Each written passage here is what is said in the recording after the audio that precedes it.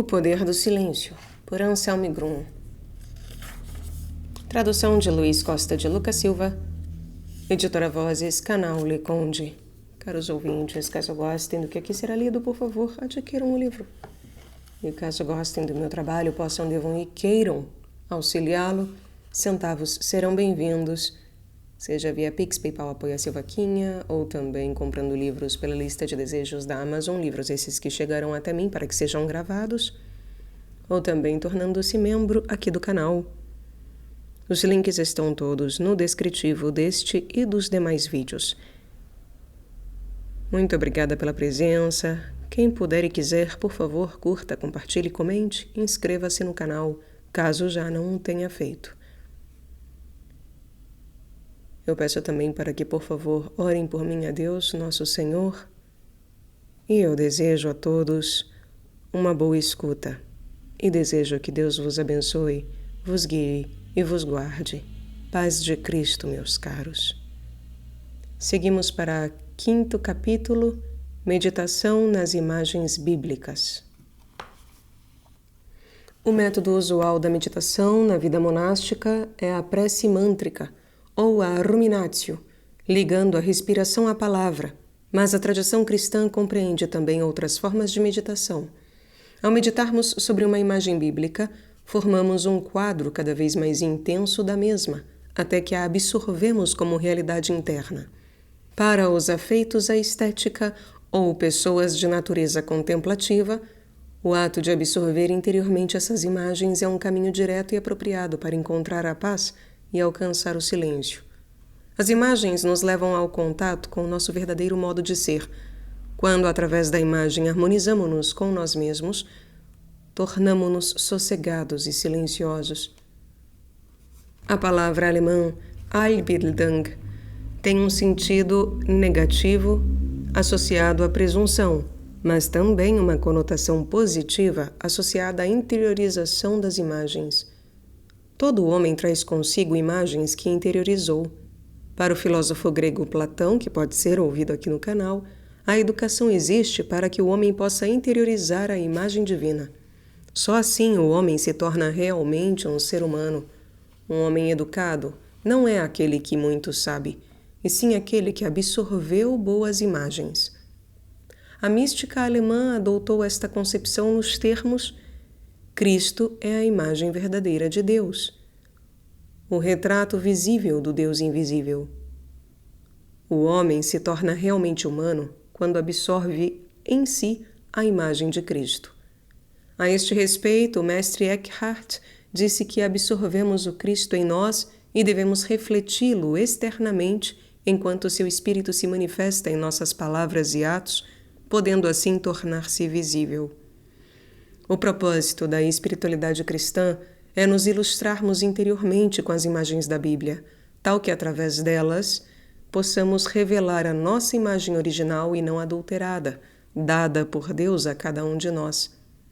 A psicologia de Jung, que também pode ser ouvido aqui, fala de imagens arquetípicas que geram efeitos na alma humana, que a posicionam em seu cerne.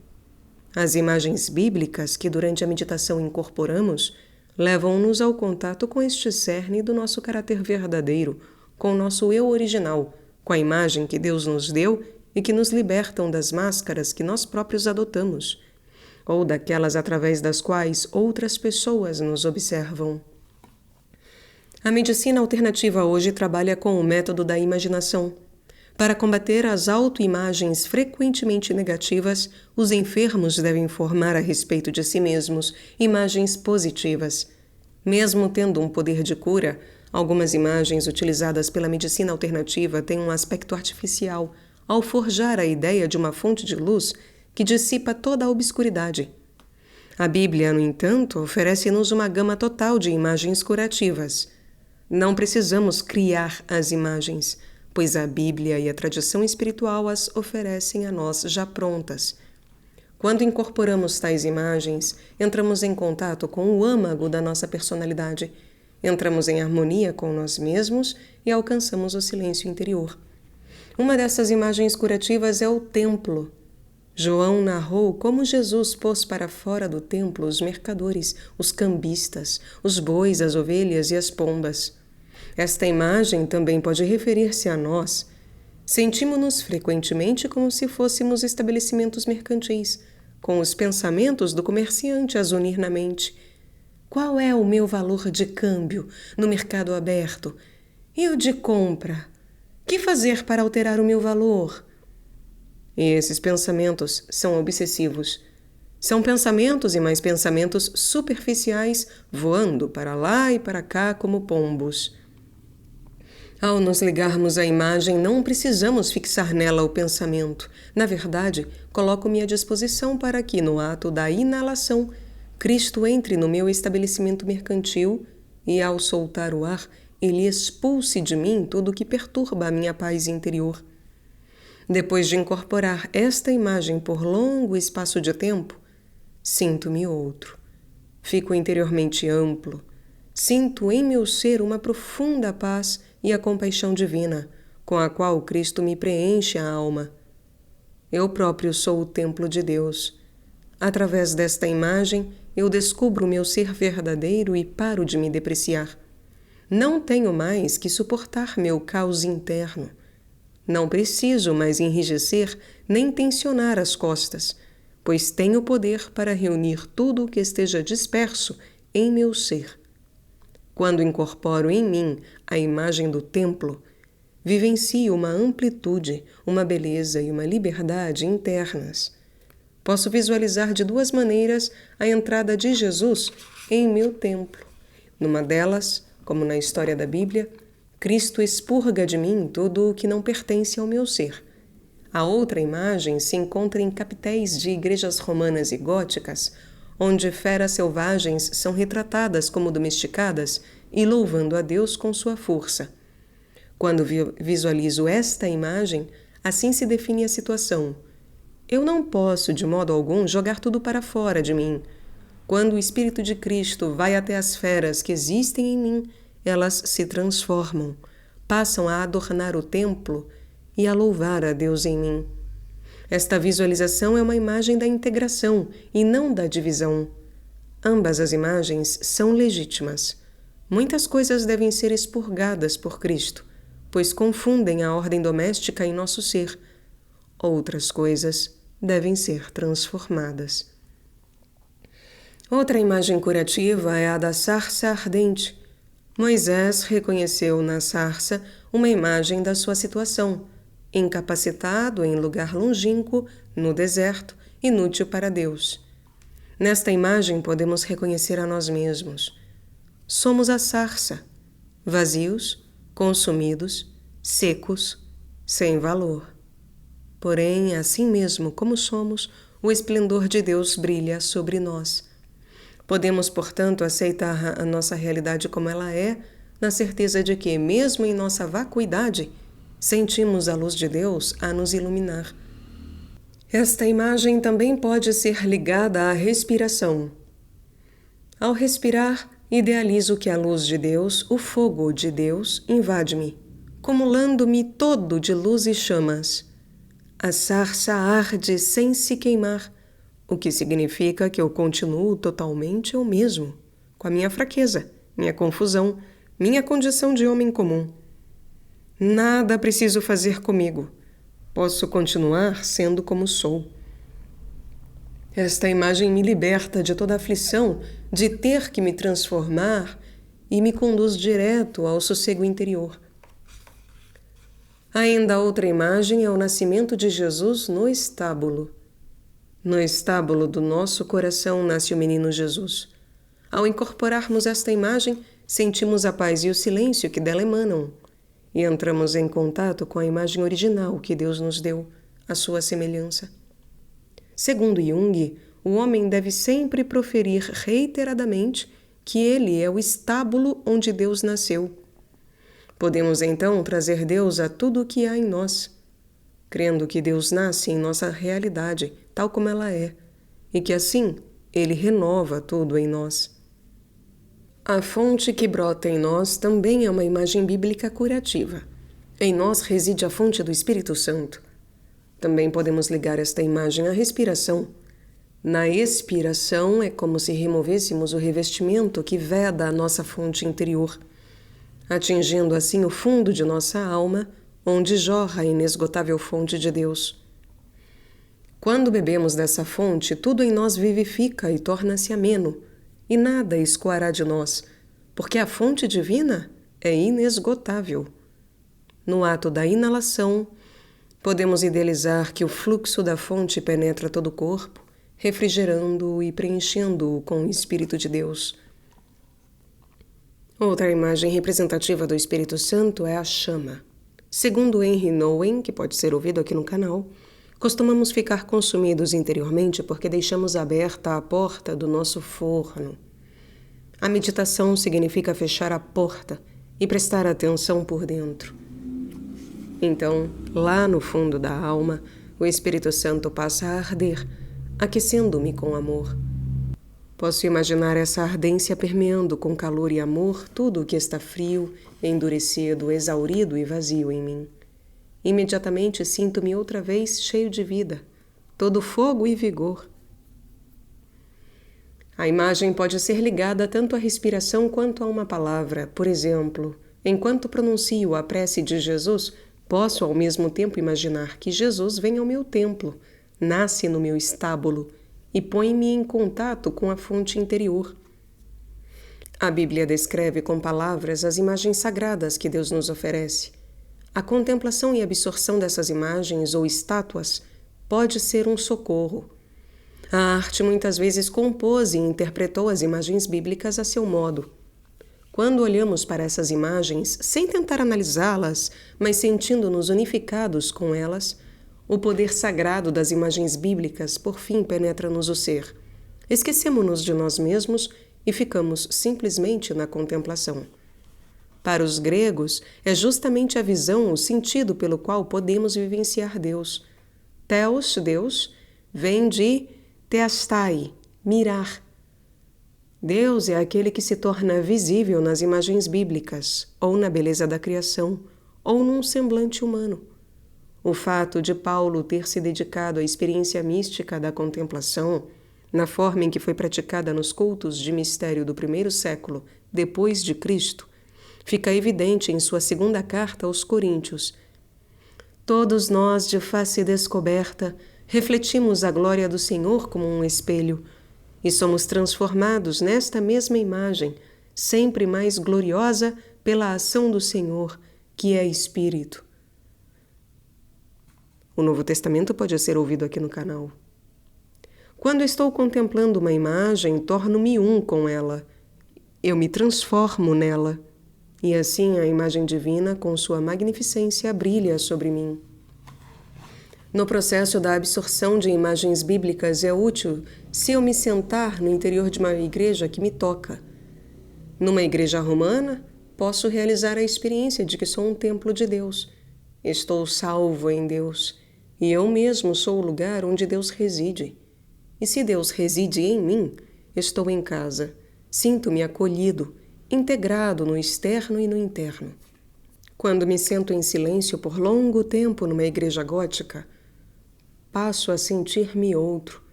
Eu sinto a vastidão do meu templo interno. O esplendor e a beleza de Deus me preenchem. Cristo está no meu templo. Ele expulsou de mim os barulhentos vendedores e cambistas. Mas alguns bois, ovelhas e pombas permaneceram lá. Os capitéis mostram em muitas colunas que, de fato, Cristo transformou muitas jaulas que existiam em mim, tal que passaram a compor o espaço da igreja. O feroz, agressivo e instintivo transformou-se em adorno do templo, integrou-se na sua imagem. E isso também me liberta. Numa igreja barroca, torno a vivenciar de outro modo o templo interno. Experimento a diversidade e a vitalidade peculiares. Nas imagens, percebo uma via através das alturas e profundezas da minha vida e aprendo que todas são absorvidas pela redentora presença de Deus. Assim, percebo-me em harmonia comigo mesmo e alcanço a paz interior. Numa igreja em forma de tenda, experimento mais outro tipo de transformação. Sinto-me acolhido, porém ao mesmo tempo a caminho. Posso ficar onde estou, mas também sei que devo seguir adiante. Imagens sagradas e outras obras de arte, que posicionadas esparsamente compõem o panorama de uma igreja, também auxiliam na prática da introspecção. Quando paro para observar a cruz romana na cidade antiga, configura-se em mim o amor que emana do semblante de Cristo crucificado e ressurreto. Frequentemente sou tocado por uma estátua de Maria, na qual encontro o amor de Deus em seu aspecto maternal. Ao contemplar em Colmar uma imagem de Maria de Martin Schongauer, não sei qual seria a pronúncia, experimentei profundamente em meu interior a clareza e o silêncio. A imagem era de tal luminosidade e pureza que se alojou no fundo do meu ser. Em outras igrejas, fascinaram-me imagens sagradas nas quais os artistas retrataram a transformação do homem salvo por Deus e pelo Espírito Santo, como no caso dos 14 santos auxiliadores, a quem recorro em momentos de doença e sofrimento e vejo a cura vindo diretamente de Deus e, ao mesmo tempo, trazida na forma desses santos. Marquis de Medici descreveu a fascinação que irradia das imagens da Madonna. Nas imagens da Virgem Maria estendendo ao mundo o menino Jesus, ele percebeu que, abre aspas, a essência assim se manifesta. Mesmo na iminência da morte, deve o homem defender a vida, e para encontrar a fonte desta vida, precisamos saber como achar dentro de nós aquele silêncio sutil, que não tem forma nem deixa vestígio. Fecha aspas. Abre aspas. Um dos mais imponentes lugares do silêncio que há na face da terra, fecha aspas, é para ele o Museu Cluny de Paris, onde todo o espaço, vasto e arredondado, está revestido com tapeçarias da mulher com o unicórnio, abre aspas. Quando visitei pela primeira vez o lugar, vi-o como o verdadeiro ponto central de Paris, o lugar da iniciação, fecha aspas. Cada um tem seu lugar favorito e a sua imagem favorita, que tocam e cativam o seu íntimo. Quando ficamos fascinados ante uma imagem e a deixamos nos penetrar o espírito, emerge um silêncio que nós próprios jamais poderíamos produzir. Da imagem emana algo que nos conduz ao silêncio, ao misterioso lugar da nossa alma, onde não mais pensamos ou refletimos sobre o que quer que seja, onde somos simplesmente simples, unos com nós mesmos e com a imagem que Deus criou para nós. Sexto, Lectio Divina. Além da Ruminatio, existe outra linha essencial na meditação monástica, a Lectio Divina. Lectio Divina significa a leitura das Sagradas Escrituras, das Escrituras Sagradas. Quando pensamos em leitura, geralmente a associamos logo à ideia de estudar ou de refletir e ponderar sobre o sentido da palavra. Ler, porém, é muito mais. Lendo, eu entro em outro mundo. Quando leio um texto, participo da forma do seu mundo particular, da sua atmosfera, da sua energia. Na leitura de um texto estrangeiro, entro em contato com ambientes que nunca antes imaginara. Muitas pessoas vivenciam a entrada num outro mundo como algo saudável e sentem que a leitura lhes faz bem. Mesmo quando não conseguem realizar tudo do que leem, sentem como positivo absorver novos pensamentos. Esse mundo dos pensamentos relativiza o mundo em que vivem e os liberta das pressões que sentem com frequência no seu mundo real. No mundo da leitura, os homens se sentem como outros, e não raro como salvos, inclusos, situados, tocados, valorosos e originais. Um dia a virtude benéfica da leitura será redescoberta. Um dia a virtude benéfica da leitura será redescoberta. Franz Kafka, que pode ser ouvido aqui no canal, certa vez assim se expressou a respeito do poder terapêutico do livro, abre aspas. Um livro é um machado que quebra o gelo sobre o nosso mar interior. Fecha aspas. O texto pode nos colocar em contato com sentimentos reprimidos, com sentimentos que não mais sentimos porque estão sob a capa do gelo do nosso torpor interno. Tal como um machado, um texto cortador pode golpear a capa do gelo para que os sentimentos descongelem e tornem a aflorar. No Egito Antigo já era conhecido o poder salutar dos livros. Abre aspas. Os faraós escreveram sobre sua biblioteca Psique Latreion, Casa da Cura da Alma. Fecha aspas. Este sobrescrito voltou a surgir em diversas bibliotecas de mosteiros, como por exemplo em St. Gallen. Um pioneiro da biblioterapia foi Benjamin Rush, que em 1802, nos Estados Unidos, começou a reformar os hospitais com a instalação de bibliotecas. Para ele, a leitura era um importante auxiliar da psicoterapia. Abre aspas. Na Bíblia, ele encontrou a farmácia que continha um valioso remédio para cada doença da alma. Fecha aspas. Segundo Rush, um bom terapeuta escolhe o texto adequado para os seus pacientes, depois conversa com eles sobre as experiências resultantes da leitura. A leitura pode estimular nas pessoas o poder autocurativo e reativar desenvolvimentos estagnados. A logoterapia de Viktor Frankl, que também pode ser ouvido aqui no canal, coloca o livro terapêutico à frente de tudo. Abre aspas. O livro certo, na hora certa, já salvou muita gente do suicídio. Fecha aspas. Ele disse. Abre aspas. Neste sentido, o livro é uma ajuda autêntica para a vida e também no que se refere à morte. Fecha aspas. Para o jornalista francês Marc Desmedit, a leitura sempre foi, em sua juventude, um caminho rumo a si mesmo e ao silêncio. Ele escreveu, abre aspas, o silêncio da leitura é um contraponto à ruidosa realidade, um lugar de reflexão sobre si mesmo e uma incursão no mundo. Fecha aspas.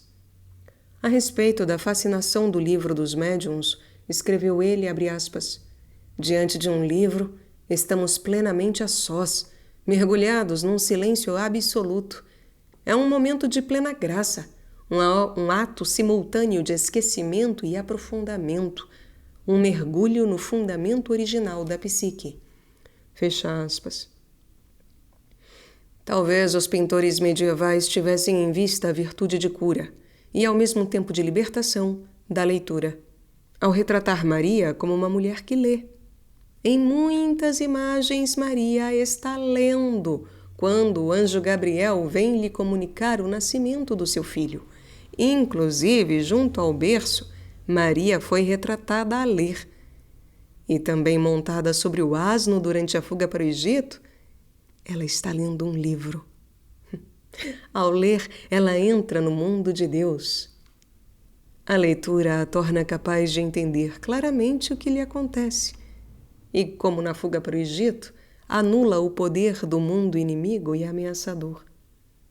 Em meio a uma atmosfera de violência e ódio, Maria lê para revelar o seu próprio ser e, por fim, sentir-se salva e acolhida no mundo de Deus. Entre os primeiros monges, a prática da leitura restringia-se à Bíblia, não abrangendo a literatura geral, nem tratados teológicos. Nos séculos VIII e IX, constatou-se que a leitura da Bíblia só é produtiva quando se lê também sobre outros temas e se conhece os clássicos gregos e romanos. Desde então, a leitura da Bíblia foi para os monges algo totalmente diferente das formas posteriores de leitura. Era um ato sagrado, com efeito, um ato divino. Eis porque também a denominavam Lectio Divina, leitura divina. Na regra de São Bento, 3 horas do dia eram reservadas à Lectio Divina e 3 horas para a meditação sobre as Escrituras. Nesse encontro intensivo com as Escrituras, os monges aumentavam progressivamente o seu alcance do Espírito de Jesus. Entendiam Jesus cada vez melhor. Mas a prática não levava apenas ao entendimento. A leitura das Escrituras é um processo de transformação. As palavras das Escrituras se imprimem progressivamente tanto no espírito quanto nas atividades, e, além de tudo, o ato de ler as Escrituras sempre foi, na vida monástica, uma via mística. A meta da leitura era a unificação com Deus. O ato de ler as Escrituras sempre foi, na vida monástica, uma via mística. A meta da leitura é a unificação com Deus. Na antiga vida monástica, a mística sempre foi o escrito místico, ou cultura mística. Para se entender isso, é importante compreender a interpretação espiritual das Escrituras, conforme a explanou o Padre Orígenes. Na interpretação espiritual, procura-se a dimensão mística da Bíblia, e não a histórica, com o objetivo de nos tornarmos um com Deus. A pergunta da interpretação espiritual não é o que devo fazer, e sim, quem sou eu? As palavras da Bíblia são imagens que refletem a natureza do homem e os caminhos da alma para alcançar Deus.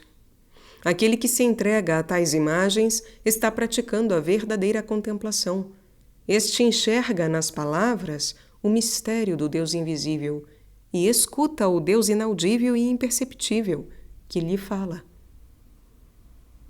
As palavras da Bíblia, que nas igrejas primitivas sempre eram lidas em voz alta, penetram no espírito do leitor, transformando-o cada vez mais. Elas curam suas chagas e o preenchem com o Espírito de Jesus Cristo. Na tradição do monacato, a Lectio Divina possuía 4 passos: Lectio, Meditatio, Oratio, Contemplatio. Lectio. Na prática da leitura, procura-se aprofundar cada vez mais o conhecimento da Bíblia. Na verdade, o leitor deve, segundo uma citação do Papa Gregório o Grande, descobrir na palavra da Escritura o coração de Deus. O leitor deve descobrir na palavra da Escritura o coração de Deus. Na palavra pode o homem encontrar o próprio Deus. Os monges antigos pronunciavam todas as palavras de Jesus Cristo. Inclusive, o Antigo Testamento mencionou por imagens o mistério de Jesus Cristo, conforme retrata, de certo modo, o acontecido com Sansão, que, de forma semelhante ao que narra o Evangelho de Marcos, não venceu o inimigo só pela força, e sim vencendo o poder das trevas ao morrer. Sansão, que ao morrer partiu as colunas da casa, sepultando todos os inimigos sob os escombros, configura assim uma imagem da morte e ressurreição de Cristo. Os monges associaram à cruz cada referência à madeira contida no Antigo Testamento. Na história de Moisés, que mergulhou o seu cajado na água amarga, transformando-a em água doce e potável, os monges enxergaram o mistério da cruz. A cruz torna doce a vida amarga e torna-me capaz de beber o amargor da vida sem que com isso eu caia por terra. Em vez disso, eu vivencio na adversidade a doçura do amor de Cristo. Segundo a interpretação das Escrituras pelo método da crítica histórica, aprendemos a entender o verdadeiro sentido das palavras bíblicas e a perceber em todas elas uma referência ao mistério de Jesus Cristo e ao mistério de nossa própria vida liberta. Os monges conheciam a Bíblia de cor, o que frequentemente os conduzia a interpretações associativas. Partindo de uma determinada palavra, eles davam em outra, que associavam à primeira. Assim, as palavras se tornavam recíprocas. Meditatio. O segundo passo é a meditatio, Meditatio significa manter os sentidos ligados a algo, deixando as palavras caírem da mente ao coração, absorvendo as palavras com os sentidos. Todos os sentidos ficam associados. As palavras são lidas em voz alta e assim são ouvidas. As letras são vistas. Sente-se o efeito emocional do som de cada palavra e o seu gosto é absorvido. Os monges falam do sabor agradável e doce das palavras divinas. Ao meditar, eu repito as palavras com o coração, de modo que elas o permeiem cada vez mais e assim liberem o doce sabor divino. Não fico pensando nas palavras, apenas deixo que elas me penetrem o ser. Eu me pergunto: se isto é certo, como percebo esta realidade? Como me sinto? Quem sou eu, afinal? E de que modo lido com os conflitos à minha volta? Que sensação me deixa a tristeza que eu suporto? Para os monges, era essencial entender as palavras das Escrituras como expressões do Deus vivo e presente, o Deus que, naquele exato momento, atingia-os. E viam as palavras também como expressões que ouviam diretamente do Cristo elevado. Nas palavras ditas por Jesus a seus discípulos, os monges escutavam o Cristo presente. De tal modo, suas palavras sempre eram palavras que ultrapassavam a morte. Agora o Cristo, que no céu senta-se à direita de Deus, diz estas palavras àqueles que meditam. As palavras ligam o céu à terra, superam as linhas divisórias entre a vida e a morte, entre Deus e o homem. Oratio. O terceiro passo é a oratio. Os monges a entendem como uma prece curta e efetiva, com a qual eles expressam o seu pedido a Deus para aplacar o anseio gerado na meditatio. A motivação da leitura da Bíblia era de fato o anseio por Deus, o anseio de efetivar a condição de estar com Jesus Cristo. Não é preciso para tal aumentar o conhecimento acerca de Deus, e sim estimular o anseio por Deus, pois no anseio por Deus já está o próprio Deus. Assim como no anseio pelo amor, já está o amor, conforme disse certa vez Antoine Saint-Exupéry, que pode ser ouvido aqui. No anseio por Deus, nós sentimos Deus e experimentamos a sensação de que Deus se alojou em nosso coração. A leitura das Escrituras, praticada pelos monges, era carregada de intenso anseio por Deus. O Papa Gregório o Grande, que muito frisou sobre a espiritualidade dos monges, escreveu sobretudo a respeito deste anseio. Por isso, Jean Leclerc o chamou de professor do anseio. Leclerc falou com prazer do voo espiritual, abre aspas. Como se tivéssemos asas, como no ondular da águia, devemos nos elevar, ondulando ao encontro de Deus, procurando, correndo para Ele. Fecha aspas. O anseio proporciona à espiritualidade dos monges um fluxo dinâmico, abre aspas. Trata-se de uma progressão contínua, porque o anseio pela posse de Deus jamais se esgota. Daí a experiência de uma nova etapa. O resultado deste anseio é encontrar novamente a paz em Deus, pois o anseio já é a própria obtenção, onde o medo da unidade e o amor por ela se fundem. Aqui na Terra, o anseio é a forma autêntica de amor. Nele, o Cristo encontrou a alegria de Deus e a união com o Senhor Supremo. Fecha aspas. Gregório absorveu este entendimento nos termos, abre aspas, aquele que anseia por Deus de todo o coração, certamente já tem aquele a quem ama. Contemplatio. O quarto passo da Lectio Divina é a contemplatio. Trata-se de uma prece sem palavras, uma vivência de Deus sem pensamentos, nem sentimentos, nem imaginações. Contemplatio significa o calar puro. Para os monges, a contemplatio é sempre um presente da graça divina. Os primeiros 3 passos da Lectio Divina eu posso praticar. O último, eu tenho que receber de Deus. Eu li as palavras das Escrituras, meditei. Agora as palavras me conduzem ao mistério sem palavras de Deus, a um mistério que não pode mais ser expresso por palavras. É um estado de pureza, uma unidade com Deus. Nada vejo de específico, só observo a profundidade. Subitamente tudo se me torna claro. Sou um com Deus, um comigo mesmo, em harmonia com a minha vida.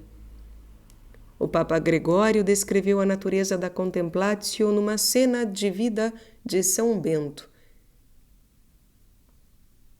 O livro sobre a vida de São Bento, do Papa Gregório, pode ser ouvido aqui no canal.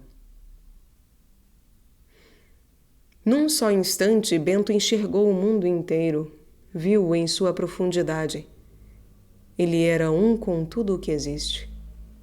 Gregório assim explicou aquele olhar de Bento, abre aspas. Quando a alma vê seu Criador, a criação inteira perde tamanho diante dela. Ainda que veja só um pouco da luz do Criador, toda a sua obra se torna pequena para ela, porque na luz do olhar interior abriu-se o fundo de seu coração, expandiu-se para Deus e elevou-se acima do mundo. Fecha aspas. Os monges descreveram com diversas imagens a conexão dos 4 passos da Lectio Divina. A Lectio busca o enlevo das palavras divinas, a Meditatio o encontra, a Oratio leva do anseio à sensação das palavras divinas e a Contemplatio experimenta o enlevo que Deus, com suas palavras, libera no coração dos homens. Outra imagem. A Lectio parte em 2 o recipiente de alabastro que guarda o perfume divino. A Meditatio libera um aroma.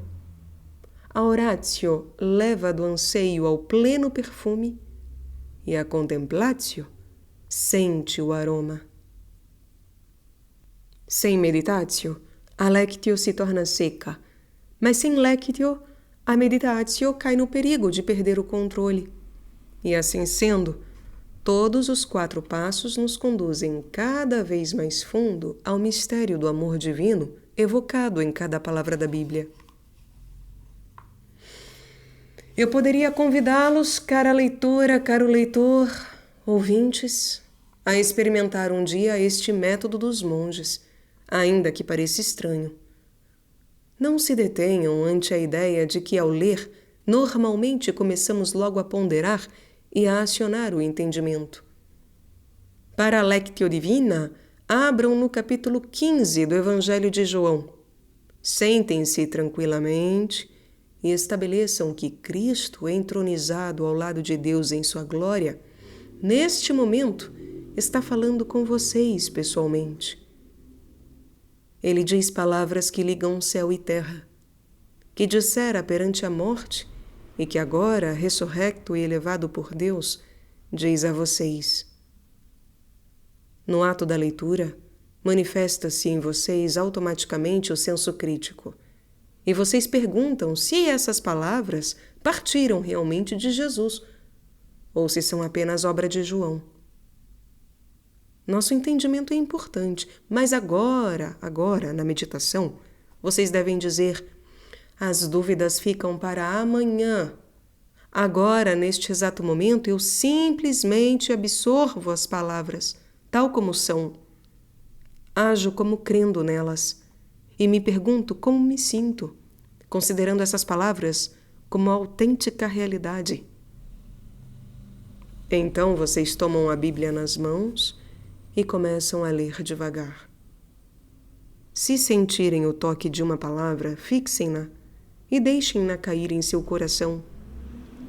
Repitam-na em silêncio e procurem sentir e absorver o mistério da palavra. E se perguntem o que ela diz. Enfim, quem sou eu? Como posso me entender? Deixem que a palavra lhes penetre o coração, até que a sua atenção relaxe. Então peçam a Deus que preencha a lacuna do seu anseio. E em seguida continuem a ler lentamente, deixando novamente que as palavras lhes penetrem o coração. Confiem no ritmo do seu coração. Vocês não precisam se estender muito no texto. Tomem apenas 20 minutos para acompanhar o texto segundo este método. Depois vocês podem colocar a Bíblia ao lado e ficar simplesmente a escutá-la. Não precisam mais repetir as palavras. Apenas deixem-se ficar sob a impressão delas, na presença de Deus. Talvez então vocês percebam algum efeito da contemplatio. A leitura conduz vocês ao silêncio. As palavras lhes abriram a porta para o mistério sem palavras de Deus. Agora vocês estão em Deus, sem palavras, sem imaginações, sem imagens. Vocês só estão plenamente ali, plenamente em Deus e plenos de Deus. Não precisam apegar-se a qualquer propósito hoje. Vocês encontraram Deus em suas palavras. Isto basta. Vocês, bem como suas expressões e atos, foram transformados, sem precisar do recurso da vontade.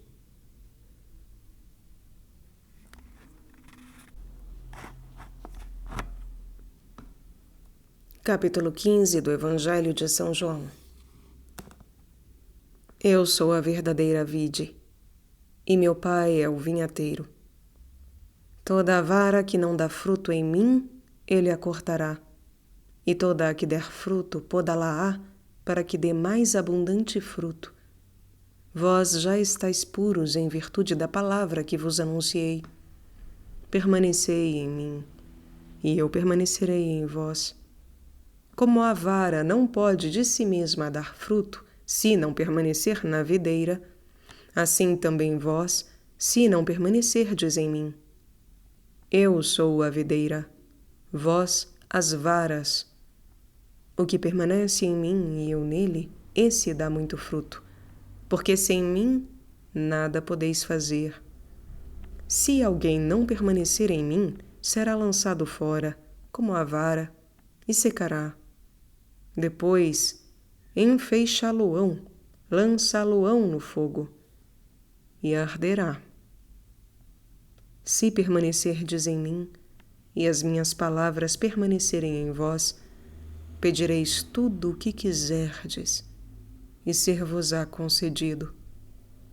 Nisto é glorificado meu Pai, em que vós deis muitos frutos e sejais meus discípulos. Como o Pai me amou, assim eu vos amei. Permanecei no meu amor.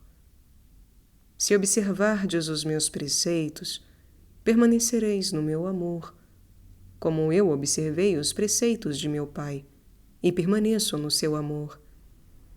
Disse-vos estas coisas, para que a minha alegria esteja em vós, e para que a vossa alegria seja completa.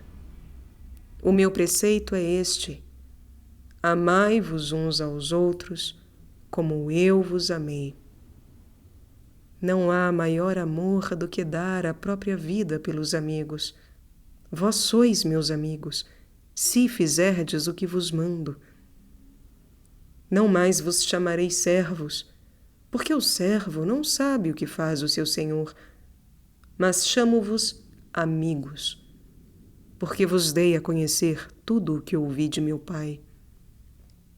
Não fostes vós que me escolhestes, mas fui eu que vos escolhi a vós, e vos destinei para que vades e deis fruto, e para que o vosso fruto permaneça, a fim de que tudo o que pedirdes a meu Pai em meu nome, ele vô-lo conceda. Isto vos mando: amai-vos uns aos outros. Se o mundo vos aborrece, sabei que primeiro do que a vós me aborreceu a mim.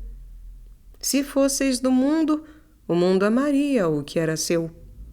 Mas porque não sois do mundo, antes eu vos escolhi do meio do mundo, por isso o mundo vos aborrece.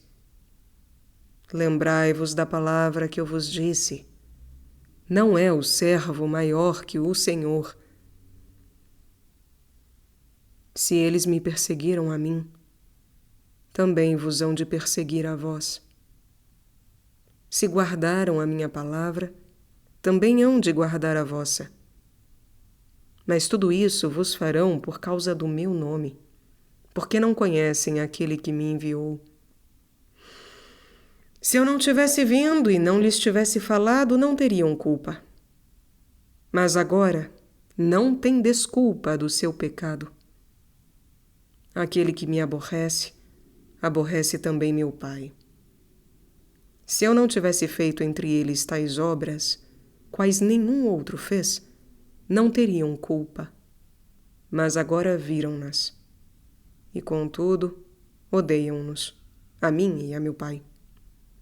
Mas isto aconteceu para se cumprir a palavra que está escrita na sua lei: odiaram-me sem motivo. Quando, porém, vier o Paráclito, que eu vos enviarei do Pai, o Espírito da verdade que procede do Pai, ele dará testemunho de mim. E vós também dareis testemunho, porque estáis comigo desde o princípio.